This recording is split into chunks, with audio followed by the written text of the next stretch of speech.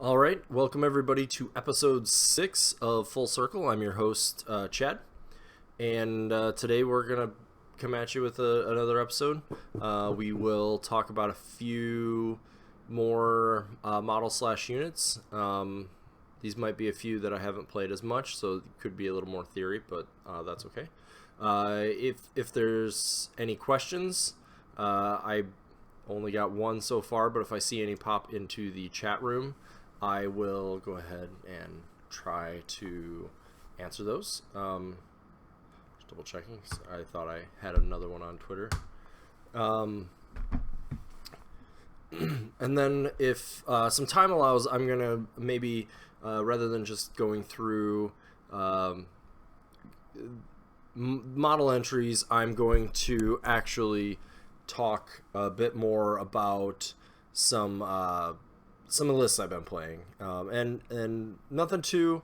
I don't have any super secret tech really in any of these lists. This is going to be some stuff you've seen before, but I think it might be valuable to talk about what's going on with the lists and why I'm playing them and sort of my some of my thought processes there. So as far as news, I don't really think we've had any. We still have War Machine Weekend coming up here in a few weeks, and we're looking at getting some Una 2 there. We heard that the next No Quarter is going to have a couple theme forces, but none will be circle related. Sounds like Thornfall Alliance will be getting their theme force, and one of the Trollblood theme forces that'll be out in December. They're gonna have in the November No Quarter to give you kind of a little taste, I guess. No word aside from the Journeyman Warcasters going full with their second version as far as what we know will be released at War Machine Weekend. I think the Storm Raptor and the Wolf Rider Champion are probably pretty likely candidates. I think any of the Troll releases and Protectorate releases that are coming up are probably likely as well. I don't know, going out to the January releases that we just kind of heard about, I don't know if we'll be seeing any of those as it's a little early for those yet, but we'll see. All right, well, let's talk about a couple of model entries. Let's start with one that you probably haven't heard a whole lot about, honestly, and that is the Winter Argus. So let's pull up his stats. The Winter Argus is a light war beast for Circle. It is speed 6, mat 5, rat 4, does actually matter out here. Defense 14, armor 15. It is immune to cold and has Pathfinder.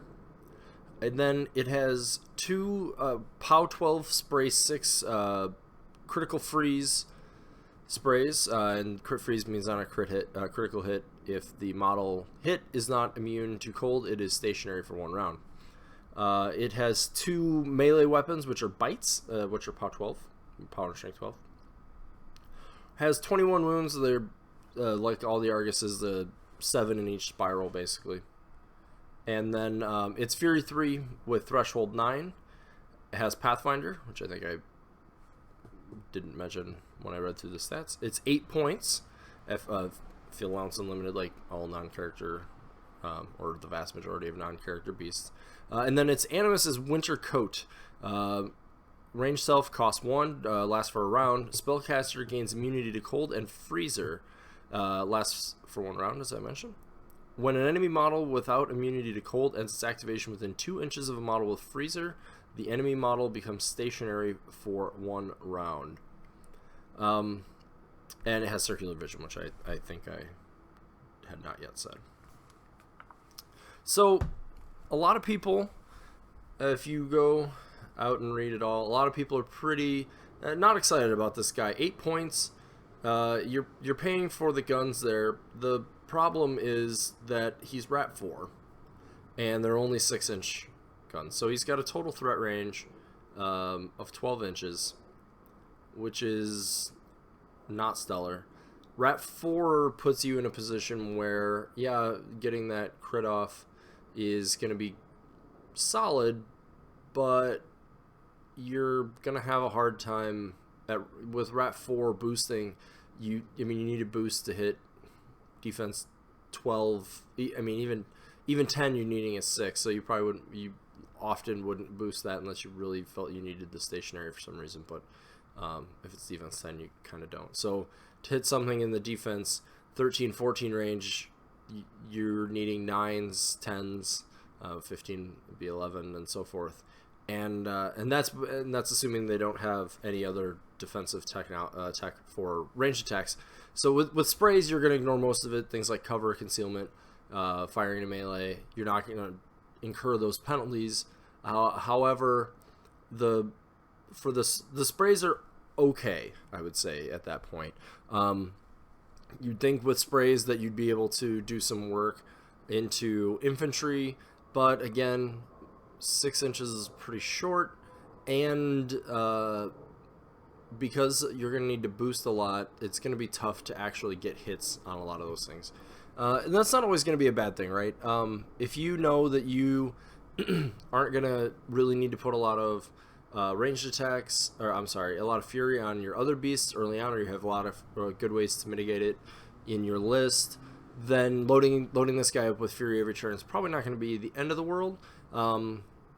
But he's also a 14-15 with 21 boxes. Certainly not coming in at the tankiest position. He's not the longest threat range that we have, as I was just mentioning. He's not the most accurate.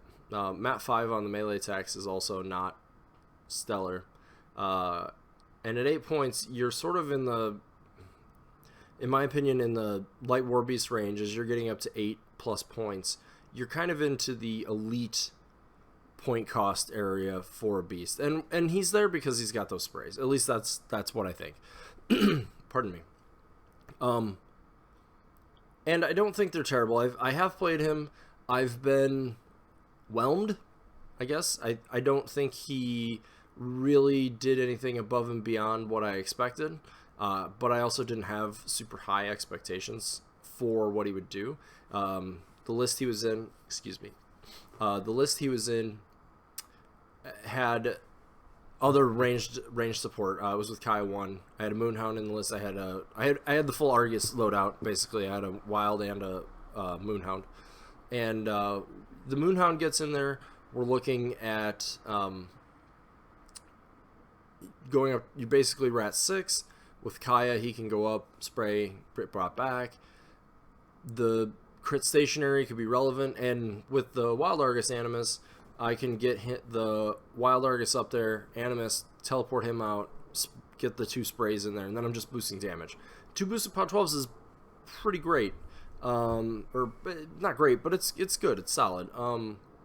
We don't have any ways to get additional cold damage out, so there's no like buffs that any buff that would apply there would apply across the to any other things we have. So nothing in particular there, but being able to use Kaya or use that Wild Argus to make something defense 5, now all of a sudden this guy can do some work. So I think he's a beast that I feel like needs a little bit more for his 8 points. I don't know exactly what it is. Maybe Rat 5. Maybe I would like to see Assault on it personally, or Dual Attack perhaps, just for the fact that 6-inch sprays are kind of hard to get into interesting positions, and he's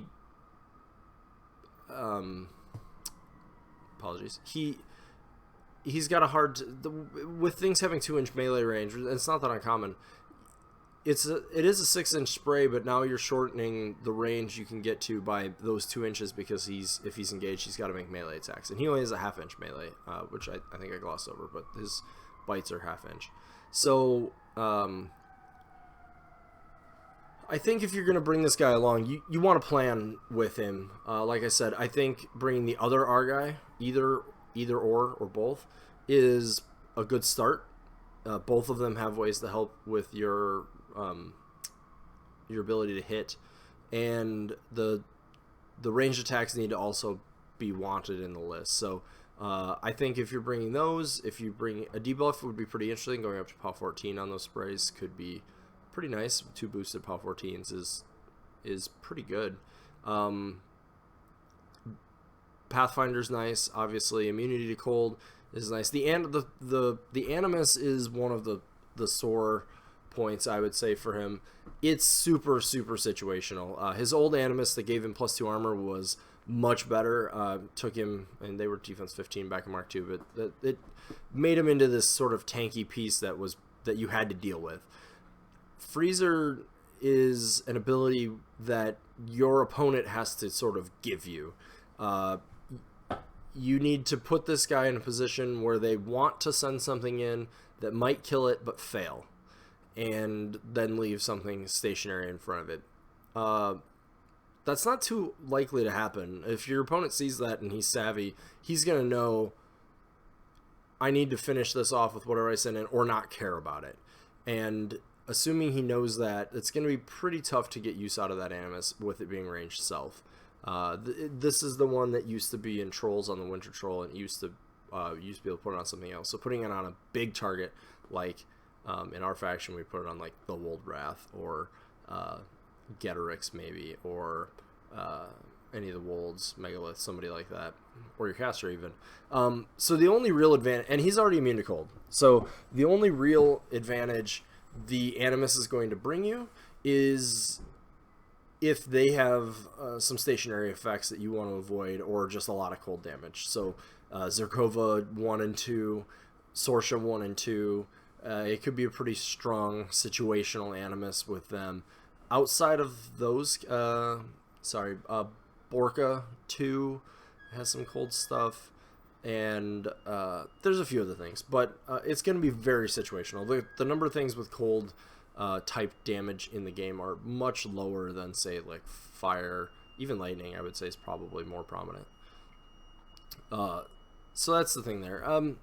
Not a whole lot to say here. I sort of hope, as the evaluation sort of the bottom of the factions are being looked at, that he gets a little bit of a look. I don't know. Maybe he could just be a point cheaper. Maybe a few little rule tweaks, and maybe he just needs some more time and lists built around him, like I said, to sort of, because if you can mitigate their defense and get to a point where you're just boosting damage, you're gonna get some decent work out. But it's often for 8 points, I think you're gonna find better options in our faction. So that is all I have to say about this guy. Let's move on to one of the Wolds. This is the Woldwarden. He is a circle heavy war beast. And we've lost War Room. Oh, there we go. Woldwarden. Speed 5, strength 11, which definitely can matter. Mat 6, defense 10, armor 18. He is a construct and has Pathfinder. He has 2 1-inch melee rune fists, which are type magic type, damage type magical, and open fists. He is Fury 3, has 35 wounds. I would say the majority of which are in the body, but it is not. It's pretty spread out. He is unlimited field allowance as as I mentioned, non-character beast before, and he has 16 points. On the back of his card, his Animus is Wild Growth, which costs 2. It's ranged self. It's a 4-inch AoE that lasts a round. You center that 4-inch AoE on the spellcaster, and the AoE becomes a forest that remains in play for that 1 round. The spellcaster cannot move or be placed after casting Wild Growth, and it lasts for. It again says it lasts for 1 round, so we got here that it's 1 round. He then has Geomancy, which now has a magic ability. So if you played Mark II, you use the caster stat. I don't know if we talked about Megalith yet. I don't think so. I think this is the first Geomancy we've discussed. But now they have their own magic abilities. So his magic ability is 6, and Geomancy says once per activation, while in its controller's control range, this model can be forced to cast one of the spells on its controller's card with a cost of 3 or less. The model cannot cast upkeep spells or spells that have a range of self or control. And then, as I said, use this model's magic ability score if you need to make a magic attack roll. He has Mend, which during your control phase, you can remove 1 damage point from him. It's nice. Make sure you keep any systems up if one got knocked out. And then he has Chain Attack Smite. So if this model hits the same model with both initial attacks, after resolving those attacks, it can immediately make one additional melee attack against that model hit. If that attack hits, the model slam d6 directly away from this model, and the slammed model suffers a damage roll with power equal to the strength plus the power of the weapon, so it's another power 15. The power of the collateral damage is equal to the strength of the model. And then all the other rules for slams apply. So this was another maligned piece from Mark II toward the end. It was pretty popular in Mark I, as I gather. It was popular sort of at the beginning of Mark II, before we had things like Gallows Groves and other ways to arc a lot of spells outside of Laris. And the game, and as the game was more infantry, being able to get out of a lot of our anti-infantry spells like Chain Lightning, like Lightning Storm, Rift, perhaps. I don't know if you'd bring it with Chromac for that, etc. This guy was useful there, and POW 15, while not great, was enough to sort of use him in the way that a lot of ranged pieces are used in factions like Legion and Signar, right? Where you're getting the gun is the reason you bring it, but when it gets into melee, you've got, Ravagors are still 2 POW 16s, and Defenders are still MAT 7, now they're POW 17, things like that. So I think you saw a little bit of him there, and then he declined as the armor sort of is increased in the game. Power 15 on a heavy is a tough sell as far as damage. As Mark II hit, really the biggest change is he got cheaper. So he's 16 points, which is effectively 8 in the old system. With the point differentials, he didn't really get all that much cheaper. Pardon me. I've only played them, I think, in one list, and I think that was Bradigus, and I need to play them a little bit more because I want to get a sense for if there's more to this model than first blush seems. So two big changes that are also nerfs to him, in sort of one is direct nerf, one sort of a sideways change. Not being able to use them to cycle upkeeps anymore has been definitely a negative. One of the best things that you could do in a couple lists, things like Kruger 1 being able to cycle Lightning Tendrils, Grail being able to cycle Storm Rager, things like that now are not really, or they're not options at all. So I think that is a straight nerf to Geomancy going into Mark III. Obviously now we can just go forward and realize that it wasn't there, but being able to put out offensive upkeeps, things like Dogpile, which less common, you might use Megalith for that. Being able to cycle Stone Skin in a Baldur 1 list, being able to cast Curse of Shadows through this guy, Mirage with Mosar to get that upkeep out there sooner.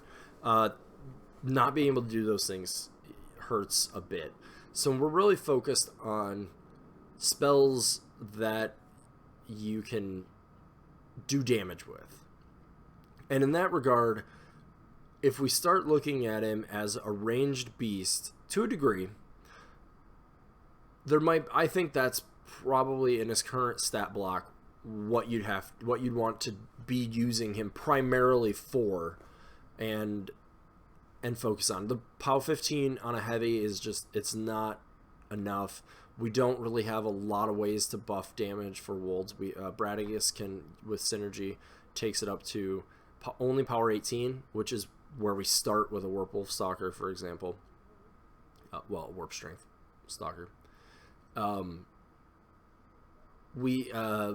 Baldur 1 has Stone Skin, but there's a speed debuff, obviously, so that's the situation. And we have Curse of Shadows and Scything Touch from Tanith. And maybe we'll get some more. We don't know. But so that piece is definitely a negative. And the sideways change that I mentioned is the change to the Animus. So before you would drop the forest, and the forest would stay where you dropped it, basically. And that used to give you a few tricks, like Grail could go up, kill a couple things, drop a forest, sprint back behind it. Forests have gotten a lot stronger. I assume that's a big piece of why this Animus has changed, is they no longer want you doing that. Because being behind a forest is, and it's a 4-inch forest, is extraordinarily strong now. We talked a bit with Wormwood. We'll talk more about that perhaps later in this episode. And as a result, the Animus changed. You can't put Lightning Strike on him anymore, but the Grail trick doesn't work. You can't use it for Baldur 1's Forest Teleportation, which, in my opinion, or Baldur 1, the Baldur the Stone Cleaver. In my opinion, that trick was never really worth it, unless it was you would use it to like get a scenario, dominate a scenario. Most of the time, if you thought you were going to kill their Warlock doing it, you were probably going to come up short, and it wasn't going to work, unless they were very squishy and not camping very much. But so if we look at this piece, I think we need to look at it as a piece that will be doing Geomancy. The flaw, if there is one, and there probably is, in this plan is we have very few spells that are higher. The spell damages that they can cast cap out at power 13 and range 10. Morvana 1 has a spell that's range 10, power 13, and Baldur 1 has a spell that is range 10, power 13. Rift is range 8. Obviously, it's bigger AoE. Fork Lightning is power 12.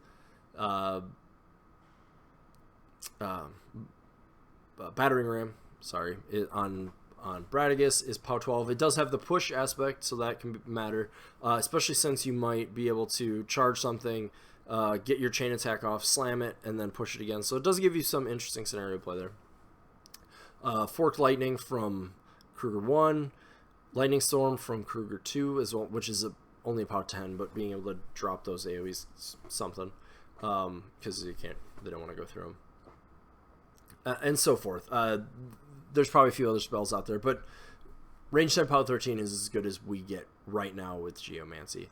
So my comparison to say with the ranged attacks is we don't have the range and we don't have the power. So a Defender and Signar is range 16, power 15, for example. Things like Reckoners are range 12, power 13, but the Choir takes them up to 15. So I don't think that's a totally lost plan, but at 16 points, this model is getting a little up there in the cost to be able to do that. I have some plans to try something. I'm kind of curious when the Storm Raptor comes out with Kruger 1, if perhaps there isn't some strategy there where I can use them to cast some Forked Lightnings, and with Skyfire in the right place, it's POW 14, it's boostable. There's different stuff we can do to maneuver those rounds. Might be wishful thinking as far as that goes. I want to play a little more Bradigus and see if there's some more focus that can go with Geomancy, with Rift, and with Battering Ram. It was sort of what was talked about when Bradigus was announced, and then we sort of we got Woldwarden pretty quickly into Mark II when he was released, and it never really got tried. So maybe there's more there. Rift is a decently strong spell. If they don't have Pathfinder, it can be very strong. If they don't have higher armored troops, it can again be a pretty strong drift 4-inch AoE. Battering Ram I just mentioned was interesting. Morvana 1 is possible. We may talk about her at some point on the show here. I haven't played her yet, though. I don't know. That never jumped out to me as one of her really viable strategies, because that spell really is most effective when you're using it to kill infantry, and there's just not a ton of infantry right now, and she's not really doing a whole lot for her battle group. The one thing with the Warden, though, is it is a little, and I want to emphasize a little tankier than you would think. 35 boxes is no joke. The Warbies just don't have stat lines like that usually. Defense 10 is kind of a joke, though. You can go up to 12 in the forest that he can provide for himself, but then he's got 2 Fury on him of his 3, and you need to be able to take all that off. So it's not huge, but if it's going to provide you a decent amount of boxes to transfer to, he can mend one of them now. We have ways to heal him with the Shifting Stones, with the new repair guy, with the Gobber Tanker. And you're going to get a little more out of it there than people want to give credit for. In general, though, 16 points for a heavy that has 2 POW 15s that we can't buff is often going to make this guy the wrong choice for your list, I think. Like I said, I think if you can find something with Geomancy or with Wolds, and maybe we're going to get more support for Wolds down the road, we don't know. If we do, we revisit this guy. I think one of the comparisons somebody online made, and I really like it, and I may have mentioned it with the Wold Guardian, but the Wolds feel a lot like Protectorate heavies without Protectorate's jack support, right? Reckoner, POW 13 on a Reckoner's gun is only, okay, and it's fire type, so there's a lot of things that are immune to it. But here, the Warden, and you can choir buff that, so now it's a POW 15. A POW 15 gun is very good. A POW 13 gun is good. It's okay. And POW 12 and on down is obviously situational. Again, in melee, POW 15 is meh for a War Beast. POW 17, now we're starting into the realm of being usable when you consider all the other stuff it can do. Again, it's another model that I hope gets some attention at some point, as I feel like it could do more, it should do more. I don't know if that attention is future releases giving Wolds more to work with, or if it's it's one of the errata updates that are going to periodically roll out, or perhaps some benefit from a theme. We know in the command book we'll be getting a few War Beast, battle group focused themes. Maybe there's something there. As of right now, I think I want to play him a little bit. If I find that it's doing more, or perhaps if it's doing less than I think, we'll come back. We'll talk some more about it. But right now, that's sort of where I'm feeling that this model is. And let's do something a little different here. We're going to talk about our first minion model. This is Alten Ashley. He is, as I mentioned, he's a solo. And let's pull up his actual stats so we don't miss anything. He's first there, AA. Alright, he is a mercenary minion solo. He's speed 6, mat 6, rat 8, defense 14, armor 14. He has advanced deploy and pathfinder. His ranged attack is bucking Jenny. Named his gun because that's what you do when you're a badass monster hunter, I guess. Bucking Jenny is range 14, rate of fire 1, power 12. He has a sword that's just power strength 9, half-inch melee. He has 5 boxes. He costs 5 points. He plays for, in addition to Circle, he plays for Signar, Khador, and the Protectorate, and Trollbloods. He has the rule Monster Hunter. So if he hits a War Beast with an attack, technically could be his sword, but it's probably going to be the gun. That War Beast suffers D3 plus 3 points of damage to the branch of your choice. Very important. We'll come back to that. He has Prowl, so if he's in concealment, he has Stealth. Reposition 3, so we've talked about reposition before. And both his gun and his sword, he has Grievous Wounds, which I think this is the first we've really discussed, but perhaps not actually. We might have talked about it with the Tharn Bloodweaver Night Witch if we talked about her, which we did. Grievous Wounds is model hit by this weapon loses tough and cannot have damage removed from it for 1 round. Sorry, I'm just checking my notes. I wanted to see if we did talk about the Night Witch. We have not, so I will put that on the list to talk about her. She also has Grievous Wounds, so we'll come back to that. So Alten Ashley, we have been seeing a lot of Alten Ashley. It's a piece. Its big advantage is Grievous Wounds.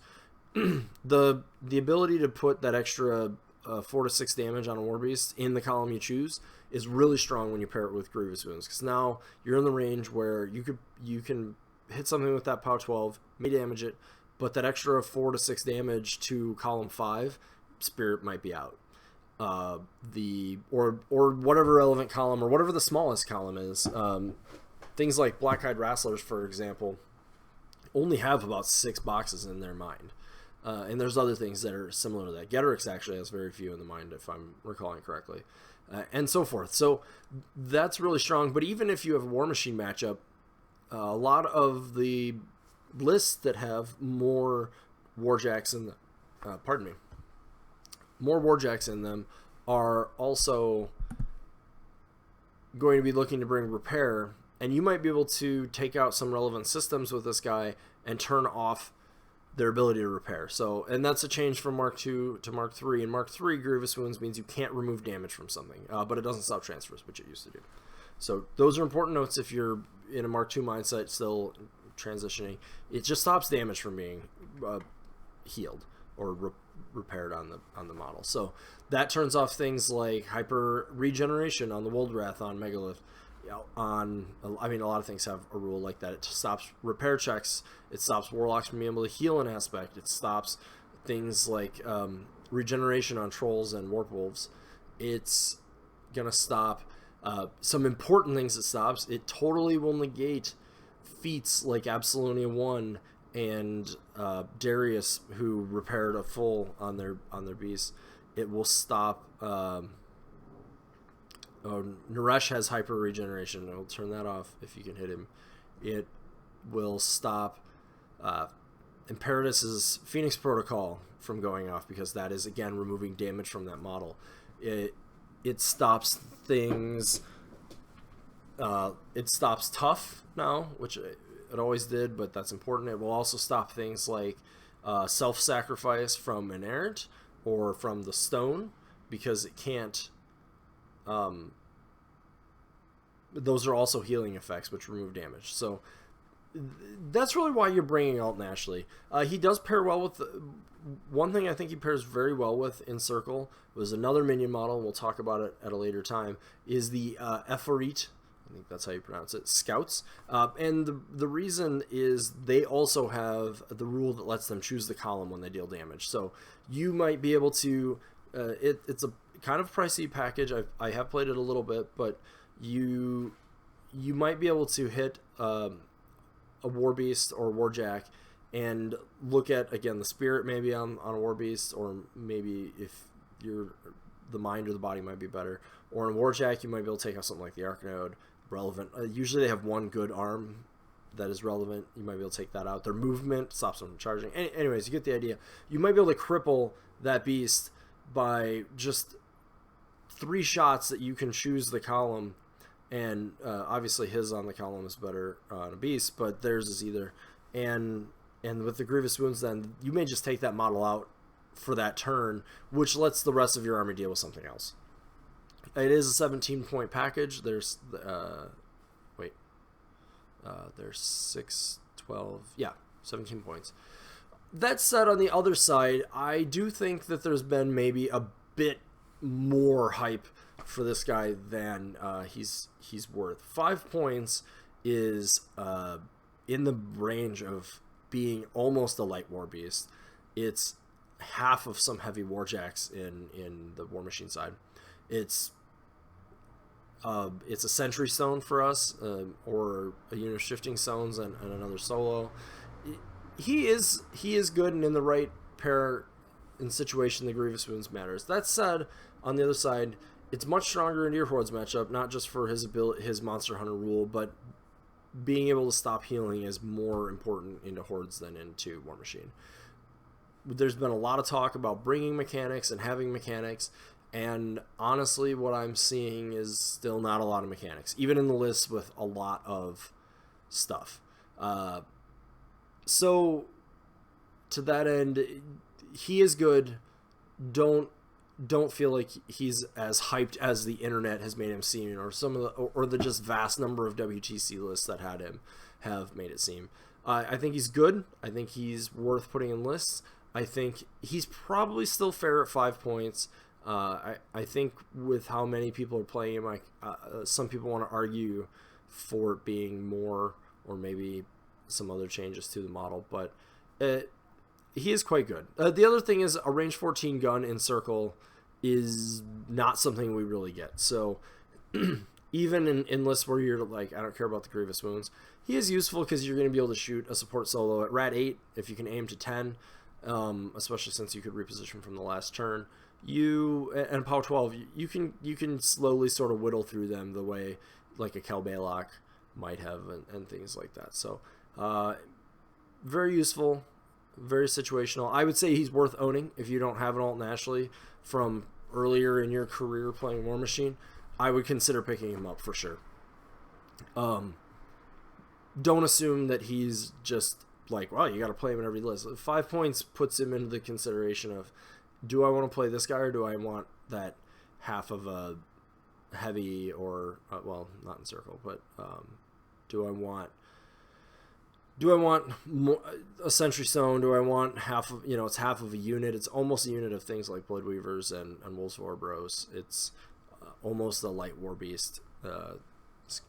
Our beasts go from 6-7 points up to 9, so he's a big chunk of points when you start looking at it that way.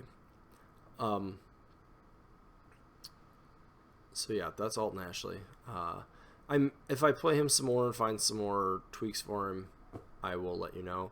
Concealment in Circle is much easier to find, so that, always remember that. Reposition strong. Having AD means he can get shots pretty early. Watch out for things that can get him with sprays. He can't really do much to stop those. On the opposite side, I've killed my fair share of Alten Ashleys using a mannequin, so important to note. Let's but now I'm gonna quick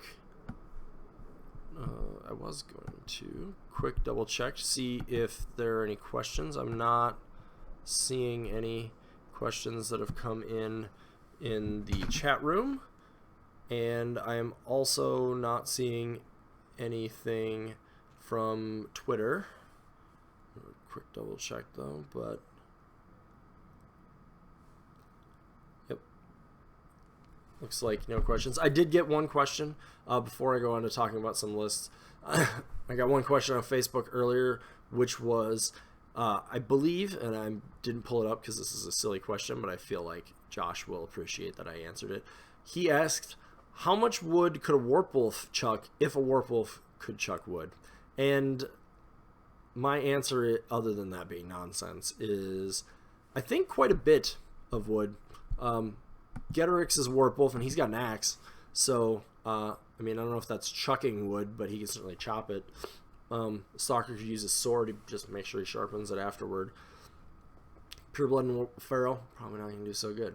So, anyways, there's your answer, Josh. Getorix does very well, and everybody else is not as good at it. Alright, moving on. Let's talk about a couple, or at least one list, and then we'll see where we are for time. Probably just one this time, so hopefully that is readable. But this is the Tanith list that I've been playing, and I don't want to take credit for the list. If you've followed any of the WTC, you'll notice it has some stark similarities to one Brett Fogel's list. This was actually an earlier list that he and I talked about, and I was trying to keep it under wraps for him until that event. But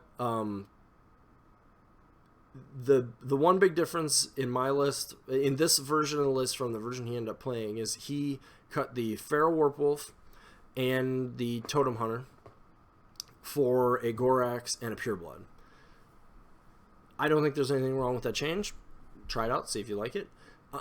I have actually really liked the Totem Hunter and really liked having the melee heavies rather than the Pureblood, which is sort of a hybrid. It's got a good range attack, and then it does pretty good in melee. But I believe if you check out his podcast, which I do listen to from time to time, called Leyline, feel free to check that out. He talks about this a little bit, and I would bet they'll be having another episode where they talk in depth more. So I'll let him speak for himself on the details here, but I'll sort of go through what I see in the list and how it's worked for me. So we have talked about Tanith on here, so if you want to go ahead and go back to episode 2, where I talk about what Tanith can do. I'm not going to go full on into her stats or anything here. We've got a Feral Warpwolf, so a couple things with the Feral in general, and I'm waiting for another one to get painted. When that happens, we will probably get that guy up on here to talk in more depth. But he brings a heavy that is Mat 7, hits very hard, and most importantly for this list, he brings the Primal to the table. And then he's going to be a late turn heavy.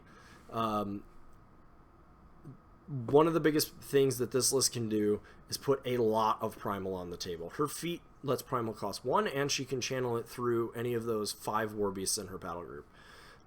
That means, and then the Feral can cast it for 1 also on that turn. So that means that I can put out, every one of those Griffons could have Primal on a turn if I need them to. That's less common, but 2 to 4 is not uncommon whatsoever.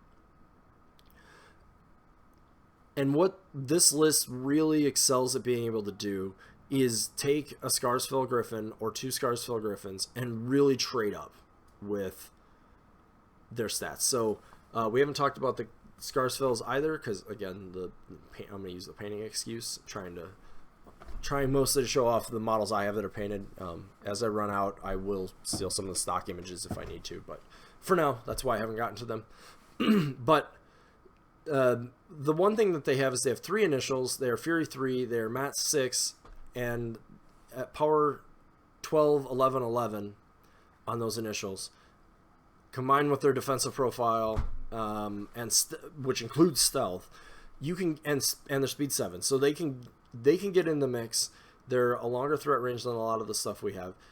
With Scything Touch and with Primal, you're not talking about something that has a POW 16, 2 POW 15s just on the initials, and then can buy 3 more POW 16s, or can boost damage 3 times, or depending, if you get a free charge, it's actually usually better to boost, well, the charge will be boosted, pardon me, boost 1 of the lower power initials, don't boost the other one, and then the attack you buy boost damage on that, unless you have to boost a hit. But you're going up to Mat 8, you've got Affliction to take you up to Mat 10, effectively, if you need to. Usually you want to arrange it so that you don't have to boost the hit, because you're going to lose a lot of efficacy there. So basically, Scarsfell's Griffins are defense 15 and they have stealth. You're going to be able to get them close to where they need to go with extended control range. You have the ones on Tanith have 2 feet of control area. I have not been able to actually run one far enough to be not in her control area. The ones on Una go up to 16, so she's functioning like Mosar, which is better than most Warlocks control area-wise that we have. The ones on Una, she has Dogpile, so again, another way to get a free charge. Her spell, it used to be called Watcher. Guardian Beast is nice. Gives you a little defensive tech that you can do with them. And she has Bird's Eye, so it I believe does let them ignore cloud effects also for charges. So if you have an opponent they can all ignore forest from charges, but those can ignore clouds. Plus, she's just going to be managing more fury. Tanith can only really take so many beasts, obviously, and being able to off-put a couple of those on Una is extremely helpful. And her gun did not get worse with the addition change. It's rate of fire 3, you still get those POW 10s, still range 8, which is her control. And coupled with Affliction, she goes up to effectively a Rat 8 with that gun, Rat 10, which she can often aim, and she's just going to be able to go bing, bing, bing, and kill 3 models often with it. The other nice thing is if you get Scything Touch on something, because she has Black Penny, you can make those boosted POW 12s. So you get Scything Touch on one of the Griffins or a Mannequin or really any faction model. You get it in there, and she's going to be able to hit you with a few boosted POW 12s. And that's going to be enough to help you get damage onto something. We've talked a ton about the Sentry Stones. They're obviously there to keep your things safe with the forest, but also they're there to work on infantry. So you want to make sure you keep, if they have a lot of guys and you're dropping this list, you want to keep that stone safe, pretty much at all costs. Because with Affliction, with them being able to aim, and sprays are direct hits, so with Affliction, you will do the 1 point of damage. It's going to be very strong. The gobbers, and I got to get a picture of my painted gobbers. They're long enough that we don't have any, but I think I can probably get some. I'm going to try to get some pictures of some stuff, so we have more to talk about. But the gobbers are a huge piece of this list. Tanith has Prowl. The Stalker can warp for Prowl. Lanissa has Prowl. And being able to put Una's defense up to 17 is also super helpful. Sentry Stones also have Prowl, so if you have a turn where you don't have enough Fury to keep them safe, you might be able to position that Cloud. Super important. Most important is keeping your caster alive, because her having Prowl is very good. But you can skew a huge amount of stealth. When you think about it, the things that don't have stealth at that point are Una, who's defense 17, are the Gobbers themselves, the Wilder, which can stay back plenty far, and the Feral, which you can keep back until later in the game. That is presenting a ton of stealth to your opponent. A lot of Signar lists aren't going to give a damn. Probably not looking to drop this into those style of lists. Talking specifically about Karasloan and Kane 2. I've not played it. It might be more playable than it would seem, but I would probably be looking at my second list for those if possible. And the rest is providing a huge skew of stealth to your opponent. Things like Kador don't have a lot of ways to deal with that. Things like Protectorate have a few, but they're specialized. So that's big. The Totem Hunter is probably the one that you're sort of scratching your head and you're like, what's that guy doing in there? We don't really see him in a lot of circle lists. And the thing is, he's very flexible. He also has Stealth, which again adds to the skew. He also has Tracker, which is going to help him get into those forests. Because part of the thing for this list is to keep other circle lists in check. And he's going to help you with that. He has Prey. He's Mat 8. He has Leap. He's also Speed 7. He has 2-inch melee on his longest attack. If you need to, if they present mostly hard targets, you put Prey on one of those. Something they have to bring forward early, hopefully. With Scything Touch from one of the Griffons, probably. He's going to be a great finisher for that piece. So I have nearly killed a Mountain King with him, or with the rest of my army. Got in there with a boosted with a charging POW 18, killed, sprint away. I had a game against Protectorate where he finished off. He was the finishing blow on 3 different Warjacks, and was able to sprint away because of that. And he is killable. He has 8 boxes, and he's armor 16 with his buckler. But he has stealth, defense 14, armor 16, and he's got the ability to sprint and sort of stay back. So you can use him to get some additional big damage on those hard to kill targets. You can use him if there is a solo that you're worried about. Totem Hunter can be your guy. That is actually a little harder than you would think, because usually those pieces that you want to kill are not going to just be up front and let him do that if you have a savvy opponent. But it is there, and also he's just flexible. So two melee initials and sprint and leap means he can get into a lot of interesting positions. He can kill almost any single wound infantry models in the game. He can kill 1 to 2 of and get out of there. He out-threatens almost all of them that I can think of. He out-threatens the guns that would normally try to kill him, like Kel Baylock. Sorry, he doesn't, but because of stealth, he out-threatens things like that. Alten Ashley, etc. The sort of things that would normally threaten a solo of his caliber. And then he's able to sprint away. So I've really enjoyed having that piece in there, and he's one of those guys that goes in a list and then people end up cutting him because they say this or that. And I've really liked him, and the biggest reason I haven't switched to trying the list that Brett has been playing is because I've really enjoyed having the Totem Hunter and having the Feral as backup instead of the Gorax. Stalkers are just as good as they've always been. I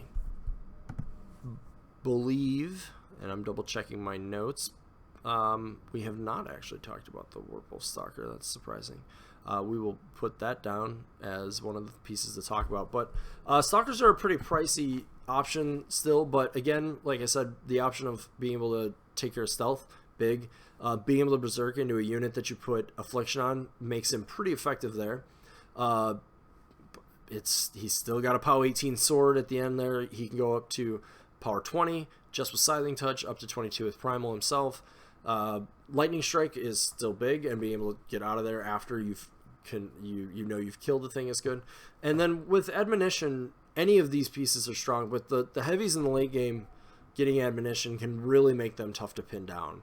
So that's kind of why he's in there. I think he's probably he might there might be some time where I try some other things, but I think he's probably the strongest piece for that position. And Lightning Strike's a big part of that, because he doesn't need Admonition early, or if he has Lightning Strike and Admonition, he's going to get even farther back. And that really just leaves the Wilder and Linissa to kind of talk through real quick. The Tanith has 3 upkeeps, and they're all great, and you're going to have probably at least 1 out every turn. So that's going to save you a Fury every turn. You have quite a few War Beasts. You're going to get use of her, the Wilder's ability to mitigate their Fury a little bit. And her heal comes up sporadically. The Pharaohs, you kind of need to keep on his feet for Primal and things like that. So I haven't used that a ton. Honestly, I forget she has it more than I would care to admit. But we'll talk about the Wilder at some point. But she's a pretty good piece for this. I sort of mentally have debated whether or not she would be stronger as a Blackclad, sort of as a second Linissa in the list. We'll see. But at the moment, I do think having that free upkeep has been pretty crucial. And then later in the game, usually she gets in the way somewhere. She does have a reach weapon, so if you need to put Scything Touch on her and get her into a position, don't forget about that. And then Linissa Rissel. So we see a ton of Linissa Rissel these days. And the biggest reason is Hunter's Mark for 3 points is fantastic. Being able to change your Griffons from having a 10.5-inch melee range to a 12.5-inch melee range is extremely strong. That is the difference between out-threading or not some things. You want to keep Linissa safe pretty much at all costs. They have to respect that you are going to be able to send these Griffons in on things, and likely in doing so, they're not going to be able to get an effective trade. So if you've looked at a lot of the War Machine armies, you will have seen that things like Juggernauts and Crusaders and Ironclads and so on are 10 and 12 points, very cheap and very effective, and we don't have heavies that can trade in that point scale. We can use Scarsfell's Griffons to do so, though, because you're going to be able to almost kill one of those heavies with a Griffin if you stack the buffs, and then you get a little bit more splash damage, maybe the second Griffin, maybe the Totem Hunter, as I was mentioning, and now we've got trades rolling in a positive E direction. So the Tanith list is kind of designed with that in mind. If they have, this is sort of your list that you can fight they've got heavies fight. There are some limits to it, and I need to play it some more, but finding the balance of being aggressive enough and too aggressive is sort of the trick with this list. And I have had a little bit of a problem with it, honing that in, but that's the crux of this. But it can play into things with infantry, with the Sentry Stones, with Una, with Tanith herself, with the Totem Hunter, and then just in the Stalker, and you have a lot of attacks. You'd be surprised the number of troops that this list can kill. I would say you might not want to play into something like 60 Cephalix. I haven't tried it. You might be fine, but anything else, anything short of that, if you're cagey with it, you'll be able to do some decent work. Against things that are heavier targets, you've got 5 Griffins that can all trade up pretty hard, and then you've got the heavies behind there. You're going to get a lot of good work out of that too. Don't forget Tanith's gun having apologies. I want to say sighting touch on the gun, but that's wrong. Shadowbind. Apologies. Shadowbind on our gun can be huge. Watch for objectives. People like to stand by them or like to put something important by them. You hit the objective pretty easily and then drop their defense. Things like that. So this list is a ton of fun to play. I just love seeing all those Griffons on the table. And when somebody's like, there are 5 models with stealth, I don't know what to do. Yeah, it's a great place to be in. It's just it's a fun list. It's a strong list. I really have enjoyed playing it. I'm hoping to take it to War Machine Weekend. A bunch of the pieces are finally getting painted by my sponsor, Griffons Roost Painting. And just to get my quick plug in, if you are interested in painted models, check them out at griffonsroostpainting.com or on Facebook. Just search for Griffons Roost Painting and shoot her a message, and we'll see what we can do for you. That said, list is a lot of fun. Plays well into Retribution. Plays into Khador decently well. Plays into a lot of things pretty well. I don't love it into Signar. It's great into Circle, with a couple exceptions. And yeah, like I said, there's another similar version to this that Brett Fogel's been playing. Check that out. And there's a few other lists. And we're coming in now right at about an hour, so I think between that and the fact that my little husky warp wolf is being a pest, that we'll probably go ahead and call this episode now. Try to be back about the same time next week. We might talk about a list, might talk about some more models. If there's news, we will talk about that. As always, thanks everybody for listening, and be sure if you're catching this on Twitch, I'll have the episode posted up on YouTube either later tonight or tomorrow. And if you're catching me on YouTube after the fact, twitch.tv/CheddarCaveman is where you can find me there. And as always, if you have any questions, I'm Cheddar Caveman on basically all social media that I can imagine. So thanks for listening, and we'll see you next time.